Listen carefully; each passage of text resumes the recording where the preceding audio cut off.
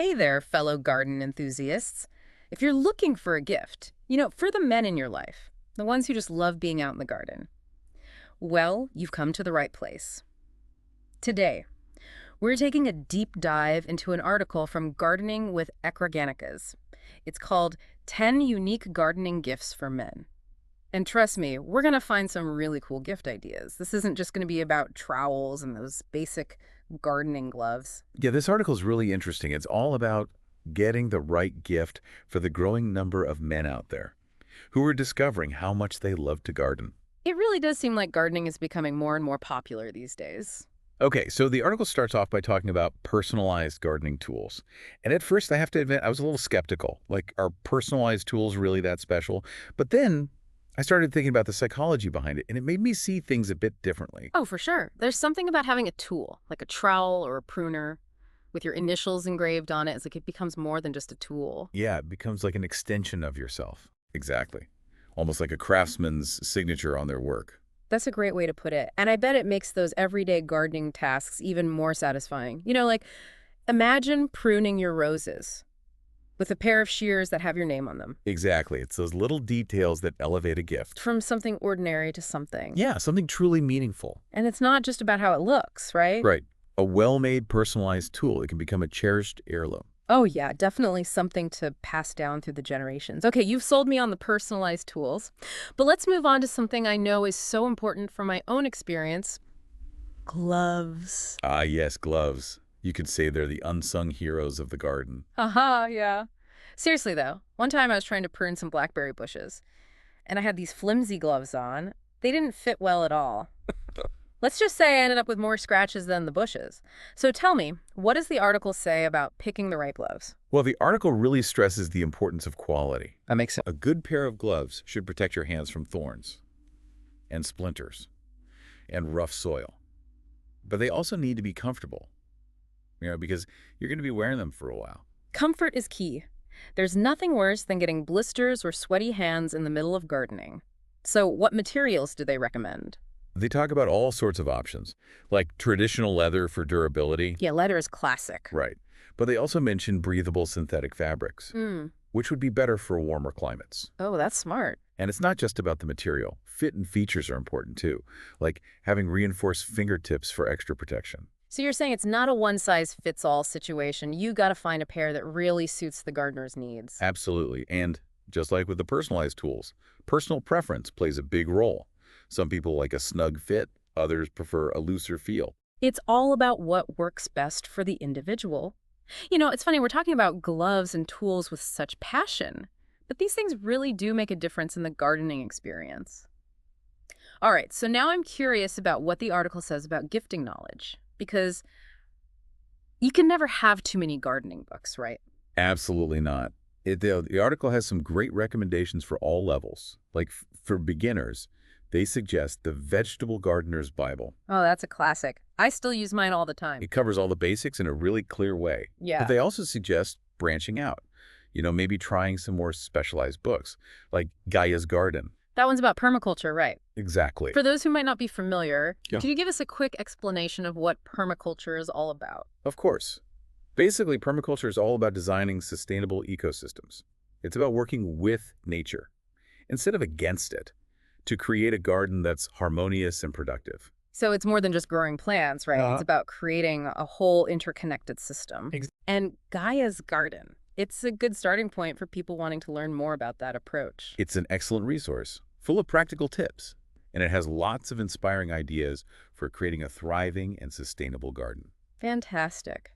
So we've covered tools, gloves, and the gift of knowledge. Now let's move on to something a bit more substantial. Outdoor equipment. What are their recommendations in that department?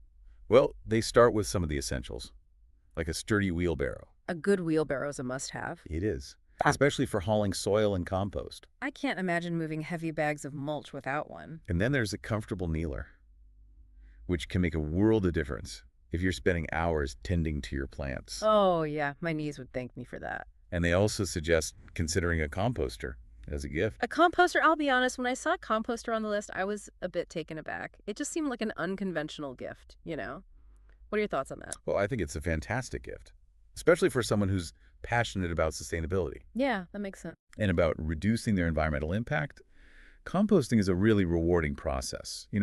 You're turning kitchen scraps and yard waste into nutrient-rich soil. Right, so it's not just about the composter itself, it's about giving the gift of a healthy garden and a connection to the natural cycle. Exactly. And these days, there are so many different types of composters available. You have simple bins and then more elaborate systems. So there's a composter out there for everyone. I think so. You can find one that fits the gardener's style and space. We can do a whole deep dive just on composting, but we have so much more to cover in this article. That's true. Okay, so speaking of things that can add personality to a garden, Yes. the article next dives into the world of planters and pots. They really are a great way to showcase individual style. Planters and pots can make a garden feel so personal. I've never really thought about giving planters as gifts before, but now that you mention it, I can see how they'd be perfect. It's not just about the plant itself, it's about adding an artistic touch to the whole garden. Right. It's about design. The article mentions the huge variety out there.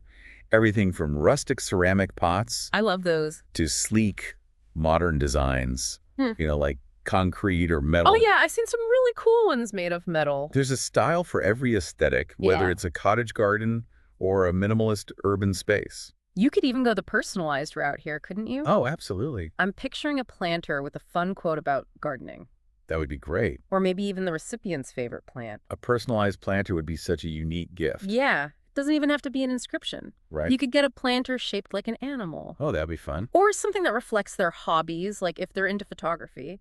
You could get them a planter that looks like a vintage camera. I will love that idea. So we've talked about practical gifts like tools and gloves and the importance of knowledge with those gardening books. We even talked about composting. But what about adding a touch of whimsy to the garden? The article mentions some decorative elements. What did they suggest? Well, this is where you can really let your imagination run wild. They suggest things like garden gnomes, Oh, wind chimes, and decorative birdhouses. I have to admit, I have a soft spot for garden gnomes. I know they can be a little divisive, Yeah, some people love them, some people hate them. but I think a well-placed gnome can add a lot of charm to a garden. It's all about finding the right gnome.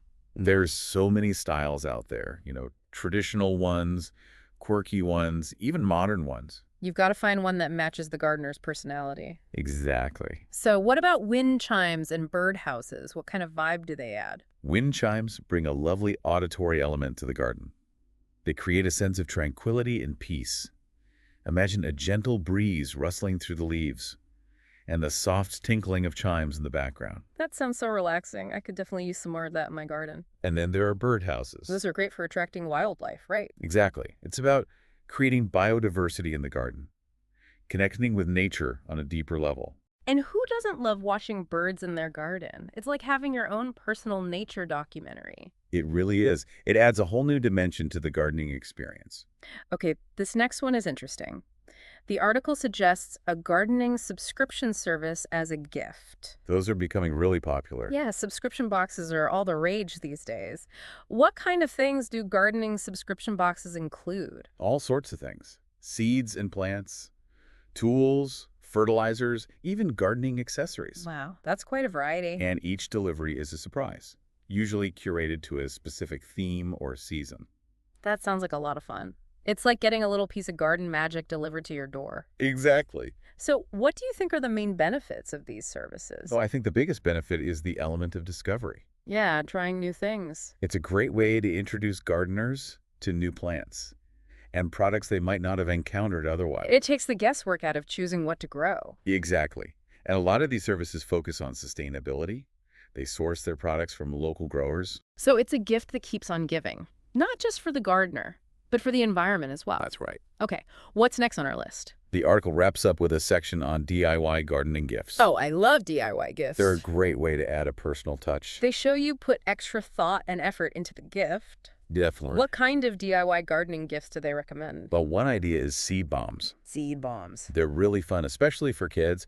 You basically mix wildflower seeds with compost and clay, form them into balls, and then you toss them wherever you want to see flowers. That sounds like a creative way to spread some beauty around. It is. It's a fun way to encourage biodiversity. What else? They also suggest making personalized plant labels.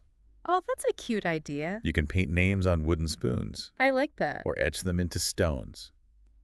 That's really creative. And you could also create a DIY gardening kit. Ooh, a kit. You could fill it with essential tools, gloves, seeds, maybe even some handwritten gardening tips. That's such a thoughtful gift. Or you could include a favorite quote. It's so practical, and you can personalize it for the recipient. Exactly. You can tailor it to their interests and experience level. Yeah. And, you know, I think the act of putting the kit together is a gift in itself. Yeah, I Like, agree. shows you really care.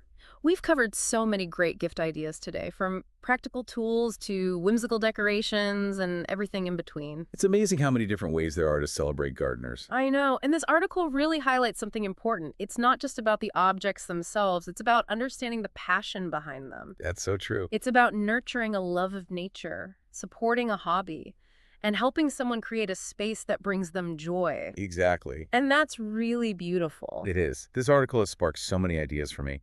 I'm curious to dig deeper into some of the themes we've talked about. One thing that really stood out to me in this article was how they talked about the growing popularity of gardening, especially among men. I wonder what's driving that trend. Yeah, it's an interesting question. I think there are a few things at play. For one, I think people are becoming more aware of sustainability Right. and environmentalism. People are looking for ways to reduce their impact. And gardening's a way to do that. Yeah, it's like you're taking control of your own little ecosystem. Exactly. Yeah. Even if it's just a balcony garden. And I think there's also a growing desire for connection. Connection. Yeah, connection to nature, Yeah. to the food we eat, and even to a sense of community. Oh, yeah. The community aspect is huge. I've noticed that the gardening world is so welcoming. It is. Everyone's always eager to share their knowledge and help each other out. I think that's a big part of why people are drawn to gardening. It's a hobby that brings people together, regardless of their age or background. You don't have to be an expert to feel like you belong. Exactly. And then there are the therapeutic benefits. In a world that's so fast-paced and stressful, gardening offers a chance to slow down, Yeah, to unwind. to perhaps. reconnect with nature, and to engage in a mindful activity. There's something really grounding about getting your hands dirty. Absolutely. And tending to plants, watching them grow. It reminds you that you're part of something bigger. And there's such a sense of accomplishment. When you nurture a plant from seed to harvest, Yeah. it's like a tangible reminder of the cycle of life. And let's be honest, there's nothing quite like eating something you grew yourself. It's true. Homegrown food just tastes better. It does. It's like a taste of self-sufficiency. Exactly. So it seems like gardening offers a lot of benefits.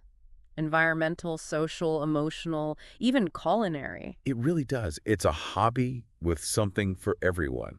And I think that's what makes it such a great gift idea. I agree. You're not just giving someone a thing. You're giving them an experience, a connection, a sense of purpose. That's a great way to put it.